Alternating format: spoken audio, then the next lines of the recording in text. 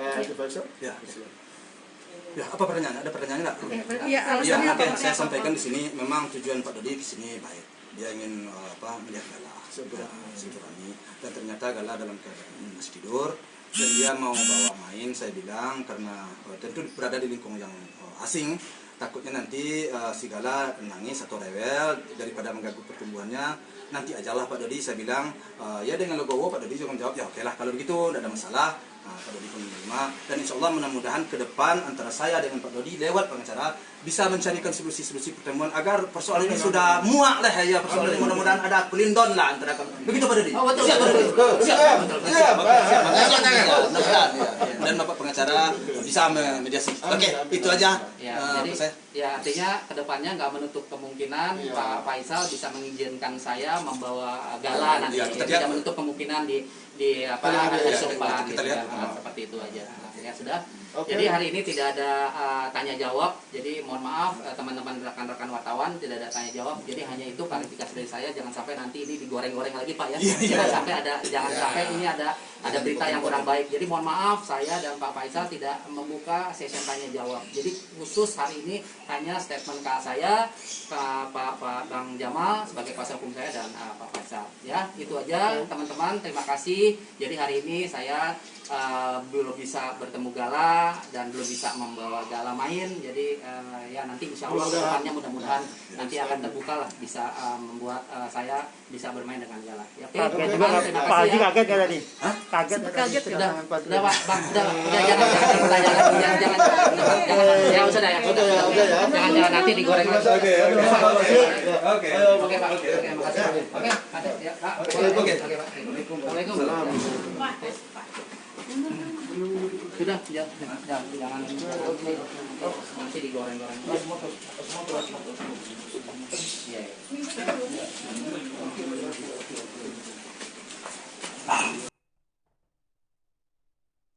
Berita selanjutnya datang dari Vino G. Bastian dan Marsha Timothy beradu akting di sinetron terbaru.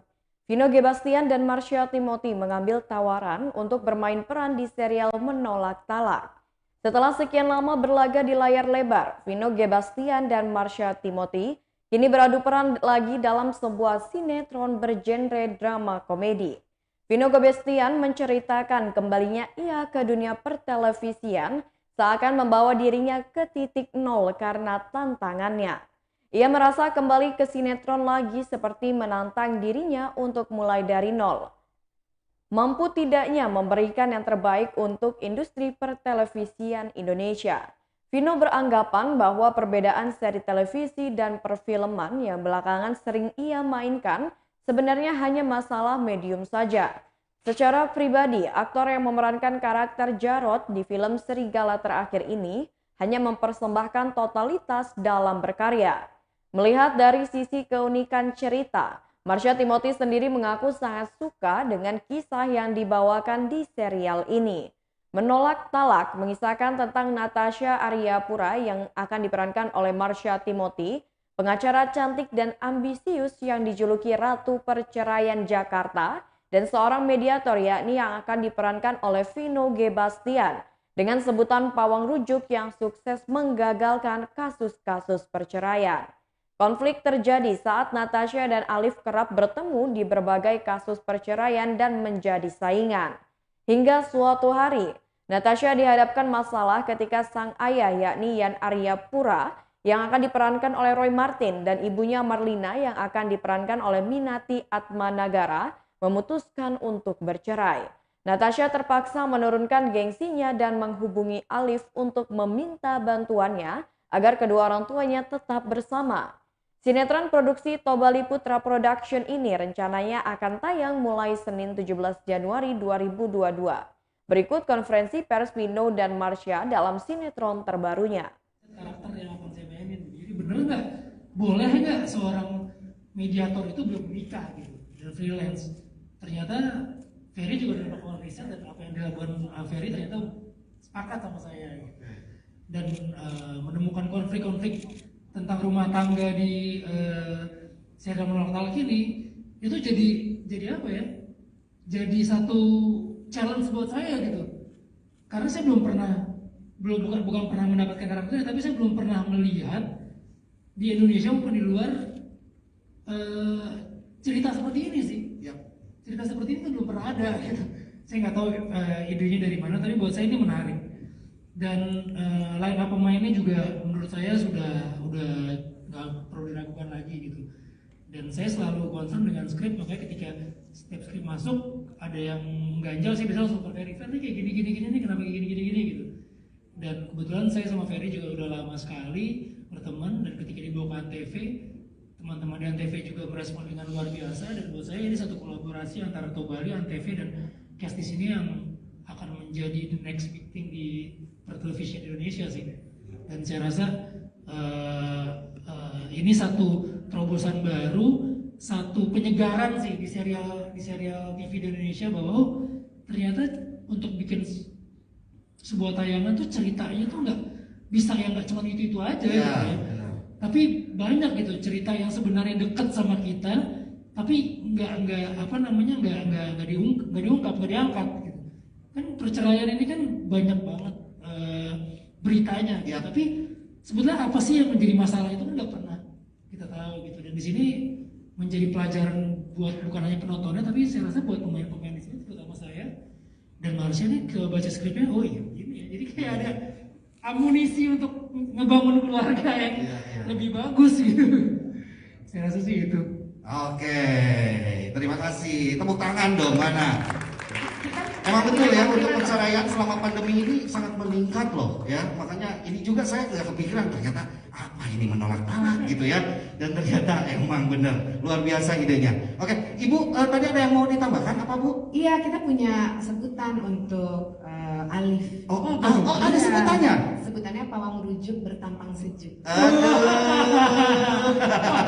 Itu harus muncul di episode keberapa itu? Harus. Karena kan ada Ratu Perceraian Jakarta. Nah, ya Ratu kan? Perceraian Jakarta. Saya juga pengen tuh punya sebutan kayak gitu tuh. Iya, jadinya jangan mediator, pawang rujuk. Pawang rujuk. Nah, supaya orang-orang yang punya masalah di rumah tangga nanti, oh ternyata segala sesuatu tuh pasti ada solusinya. Keluarnya nanti dari pawang rujuk bertampang sejuk, maaf ya Mbak Caca. Iya. Nah, tampangnya sejuk Pak. Bukan cuma pawang hujan aja sekarang. Iya, nanti milih kalau mau pawang rujuk nyarinya yang kayak Alif gitu. Susah dapatnya. Amin. Pas pertama kali ketemu di adegan menolak talak antara Alif dan juga Natasha, itu gimana adegannya? Biasa aja? Saya nanya dikit aja ini mah. Terserah mau Vino atau Marsha. Enggak, udah biasa aja karena udah kenal. Oh, harusnya gini, ada siapa? Natasha, Alif. Kepanjangannya Alif You. Nggak mungkin kayak gitu ya. Anda sama Timothy aja juga Vino. Kayaknya ini bisa diangkat di episode keberapa nih? Enggak, jangan. Ya. Ya Pak ya, gimana? Pak Gigi. Setuju ya? Setuju. Terima kasih. Nanti boleh mungkin ininya hitungannya gimana ya?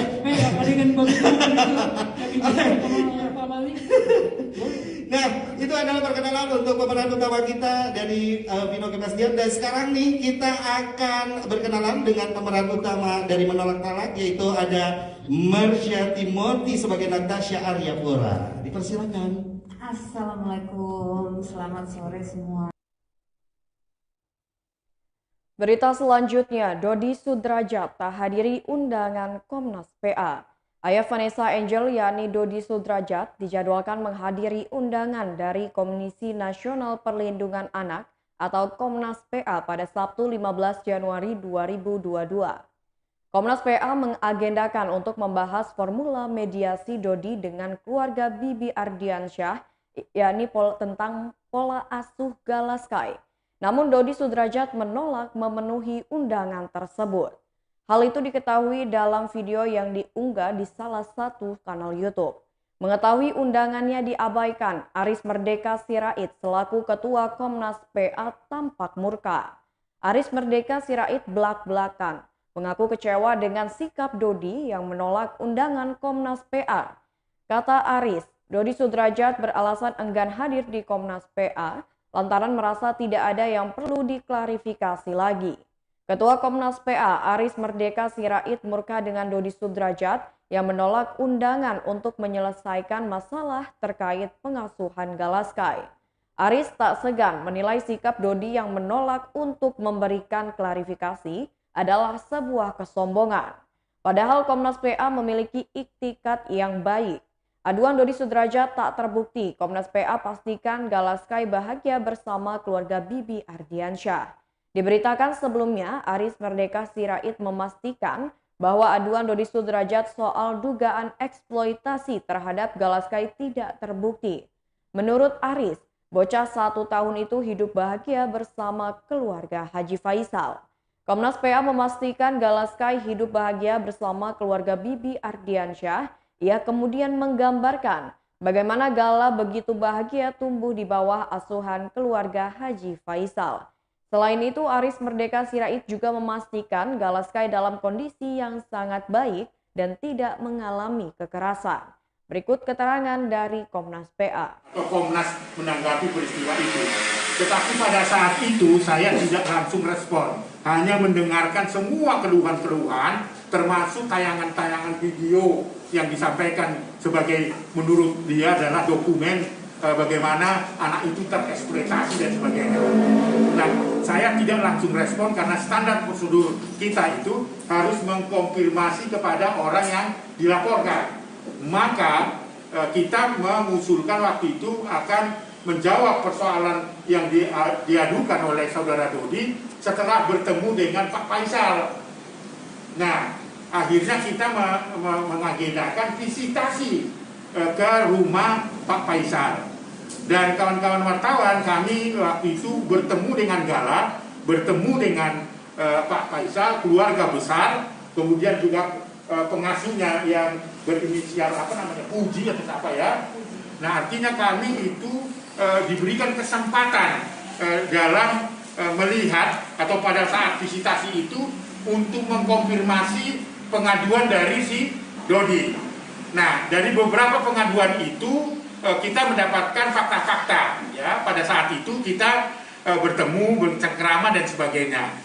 Nah, kemudian di saat kami visitasi, berinteraksi dengan cucu dari Pak Faisal dan Pak Dodi dan keluarga besarnya, kami menyimpulkan pertama sekali adalah bahwa Gala itu kita rekomendasikan biarkanlah dia berada dalam situasi yang menyenangkan. Ya, tidak menyebutkan ke Faisal, ke Dodi dan sebagainya, tapi biarkanlah anak itu bertumbuh dan berkembang sesuai dengan keinginannya, rasa nyaman dan sebagainya. Karena memang kami tidak menemukan ada bukti-bukti misalnya dimungkinkan untuk misalnya Pak Faisal dicabut perwaliannya misalnya seperti itu. Tapi kan itu masih dalam proses hukum. Mereka melakukan itu oke.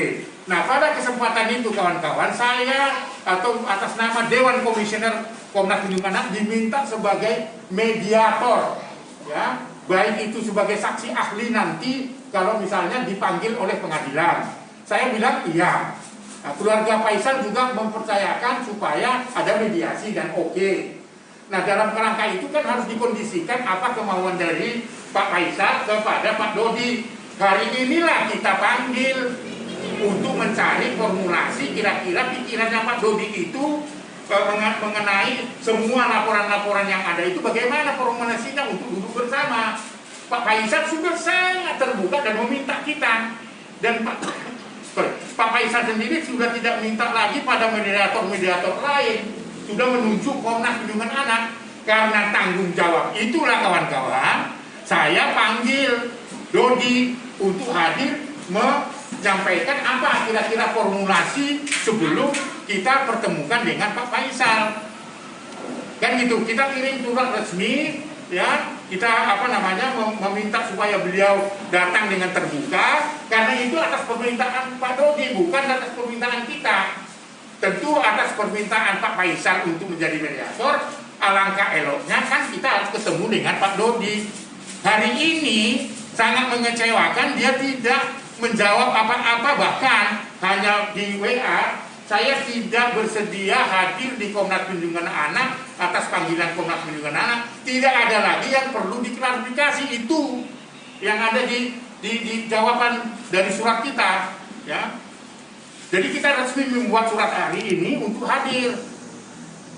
untuk memberikan kesempatan kepada Pak Dodi untuk menyampaikan formulasi apa sih sebenarnya yang ada dalam pikirannya dalam mediasi nanti. Nah itu kan kesempatan saya berikan kepada Pak Dodi, tapi dia menolak.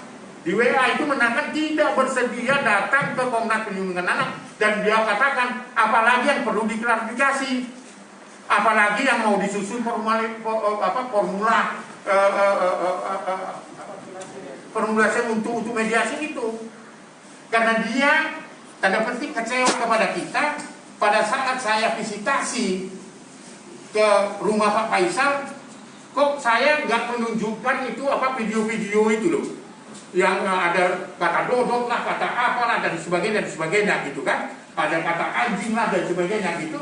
Kenapa itu nggak disampaikan ke wartawan? Saya bilang kepada Pak Dodi semua. Berita selanjutnya, Hanggini dan Brian Domani dipasangkan dalam film terbaru. Film Cek Ombak Melulu akan segera tayang di Klik Film pada 14 Januari 2022 mendatang. Film ini menceritakan kisah percintaan yang rumit karena terjadi cinta segi empat antara anak dan orang tua. Film ini dibintangi oleh artis muda Brian Domani, Hanggini, Syarifah Danis, dan Hans De Kreker. Brian Domani dan Hanggini sebagai pemain muda mengatakan alasannya tertarik menerima tawaran film ini lantaran perannya dan lawan mainnya. Brian Domani mengungkapkan ketika membaca dialog, mereka dapat saling berdiskusi dan bertukar opini. Karakteristik yang ia perankan yakni ego itu terbentuk dan ada karena adanya kerjasama atau teamwork. Serupa, Hanggini juga mengatakan bahwa lawan mainnya sangat menyenangkan karena dapat diajak berdiskusi. Selain itu, Syarifah Danis tertarik pada film Cek Ombak Melulu karena baru kali ini ia mendapat peran sebagai orang tua, yang film-film sebelumnya belum pernah didapatkan karena perannya jarang ditawarkan untuk dirinya. Berikut pernyataan dari Hanggini.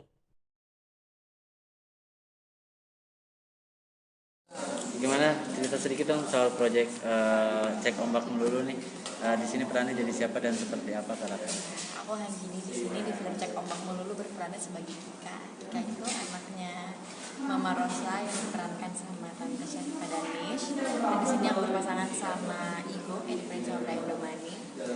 Pokoknya di sini tuh menceritakan tentang online dating gitu. Jadi aku sama Igo itu kita ketemu di online dating. Tapi kita berdua ini mempunyai orang tua yang sangat-sangat protektif dan posesif. Kalau yang aku sih posesif, kalau yang Igo punya bapaknya dia protektif gitu. Di situ akhirnya ternyata kita ketemu berdua, akhirnya malah mama papa kita yang ketemu berdua diam-diam tanpa kita tahu. Dan ternyata setelah dari situ mereka malah kepincut, jadi ini cintanya cengkep empat gitu. Dan mereka akhirnya menikah dan akhirnya aku dan Igo tinggal sama bareng. Gimana nanti aku sama Igo tuh memproses semua perasaan-perasaan kita, langsung nonton aja di Klik Film tanggal 14. Oke, nah alasan untuk terima tawaran di film ini? Aku suka banget sama ceritanya sih, soalnya ya itu aku belum pernah lihat ada cerita. Ya aku sih belum pernah yang ada bekas pacar gitu, terus kayak mereka tinggal rumah bareng, terus orang tuanya nikah bareng, itu kan pasti punya feeling yang sangat oh my god, harus ngapain nih gue gitu ibaratnya. Jadi seru nih. Jadi aku senang sih dapat karakter yang unik kayak gini. Tapi mengenai ada punya pengalaman nggak sih soal online dating ini? Soal online dating. Aku nggak pernah sih. Gitu. Gak pernah. Tapi aku pernah sih coba download aplikasi yang swipe kanan gitu ya. Oh, oke. Ternyata tuh lucu ya, kayak tapi aku tuh bener apa enggak. Tapi aku nggak pernah pakai untuk dating gitu. Beneran kayak cuman kayak penasaran doang gitu. Iya, kayak apa sih gitu. Di situ kayak apa? Ada loh ternyata kayak near me, deket rumah tuh ada siapa.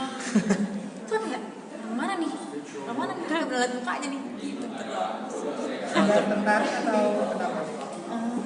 Maksudnya kayak takut bohongin gitu. Walaupun ada sih, maksudnya kakak sepupu aku juga pernah ada yang pacaran gara-gara orang dating, terus orangnya baik gitu. Cuman kalau aku takut. Untuk bangun chemistry-nya sama Brian seperti apa? Alhamdulillah aku sama Brian untuk bangun chemistry yang gimana tuh nggak ada, karena emang kita kan kenalnya dari masih kecil. Aku dekat sama Megan juga, sama Brian itu belum bener-bener kayak aku rumahnya terus, kayak aku nginep sama Megan. Jadi kayak ya udah kayak reunian aja. Atau mungkin karena pernah punya hubungan gitu jadi gampang gitu masuknya. Aku sebenarnya nggak pernah punya hubungan sama aku. Oke. Pure banget temenan aku dari kakak aku karena kan aku sama Megan kan dekat. Jadi kayak ya udah main ke rumah. Terus katanya kan dulu pernah syuting bareng di sinetron kan. Iya. Itu kan dulu waktu kecil. Terus sekarang kan udah gede. Aneh gak? Lucu kayak ya ampun karakter kita pasangan lagi lebih ke kayak gitu sih. Untuk dibilang yang aneh dulu soalnya adegannya aku di sinetron tuh aku mengejar dia terus dia nggak mau gitu sama aku. Pada jadi kan itu kan sama-sama sayang nih ceritanya. Paling lebih ke kayak lucu banget sih. Nah, yang gini sering gak sih disebut mirip-mirip kayak Ersa Mayori? Berita selanjutnya, Juragan 99 Gilang Widya menangkan lelang jam tangan mewah Taki Malik. YouTuber Taki Malik melelang jam tangan Rolex mewahnya. Hasil penjualan ini akan dijadikan pembangunan Masjid Peradaban Munzalan di Yogyakarta. Rupanya lelang jam Rolex mewah Taki Malik ini dimenangkan oleh pengusaha dan influencer Gilang Widya Pramana, pemilik usaha Juragan 99. Gilang Widya Pramana membeli jam tangan Rolex mewah Taki Malik seharga 1,1 miliar rupiah. Juragan 99 itu langsung membayar kontan uangnya di depan Taki Malik pada Jumat 14 Januari 2022. Gilang membawa uang sebesar 1,1 miliar rupiah di dalam sebuah koper yang langsung diserahkan ke Taki di depan awak media, istri Gilang, Syandi Purnamasari, serta Rizal Armada dan Ari Untung. Gilang mengatakan bahwa dirinya memang suka mengikuti kegiatan lelang. Namun sebelum mengikuti lelang, ia selalu memberitahu istrinya terlebih dahulu. Seperti halnya lelang yang dilakukan untuk pembangunan masjid ini, maka dari itu sang istri pun mengizinkannya untuk mengikuti lelang tersebut.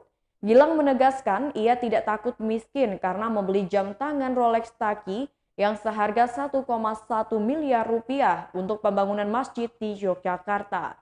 Sementara itu, Taki Malik menyampaikan kalau jam tangan Rolex yang ia lelang untuk pembangunan masjid sangat berharga. Taki Malik merasa kedermawanan Gilang Widya Pramana bukan hanya sebatas uang saja, namun ia menyebut sang pengusaha memiliki iman yang banyak. Taki Malik mengatakan yang mengikuti lelang tidak hanya Gilang Widya Pramana saja, melainkan ada Stephen Richard dan Indra Kents. Berikut wawancara dengan Taki Malik dan Gilang Widya. Siasi kemarin acara di Sedekah Akbar Indonesia di Yogyakarta. Kebetulan acara tersebut pas kita lagi tilawah Al-Quran habis sholat subuh, kebetulan ayat Qurannya adalah lan tanalul birra hatta tunfiqu mimma tuhibbun. Kata Allah, engkau tidak akan pernah mendapat kebaikan kesempurnaan, ya, kecuali engkau telah menginfakkan harta yang paling kau cintai. Ya, kita ini sebagai seorang muslim, sebagai seorang mukmin, yang mudah-mudahan kita harus peka dengan kode yang Allah kasih kepada kita semuanya. Terutama saya ketika itu. Maka ketika itu saya punya pikiran gitu loh. Saya ingat pesan guru saya, jadikan dunia hanya di tanganmu, jangan pernah kau jadikan dunia di hatimu. Maka jam tangan yang saya beli 2 tahun yang lalu, yang saya impi-impiin, jam tangan ini, jam tangan Rolex, ketika saya ada rezeki saya beli, maka saya berniat mudah-mudahan dengan jam tangan ini bisa menjadi wasilah amal soleh untuk saya dan kawan-kawan semua yang turut membantu kemarin mendoakan, mensupport lelang jam tangan ini. Ya, kemarin alhamdulillah berhasil dimenangkan oleh Mas Gilang atas izin Allah, dan di antara yang lelang yang ikut ngebid pun banyak juga ternyata orang-orang yang luar biasa yang mereka juga berlomba-lomba menjadi orang-orang yang berlomba-lomba menjadi orang yang mencoba beramal soleh lah, intinya seperti itu. Alasan memilih di Jogja apa? Jadi kemarin kenapa alasannya di Jogja? Kebetulan acara Sedekah Akbar itu di Yogyakarta kemarin, kurang lebih 5 hari yang lalu, dan membuat hati saya tergerak, dan ini juga atas arahan atau dari ide dari guru-guru kami semuanya yang ingin membangun masjid di Yogyakarta.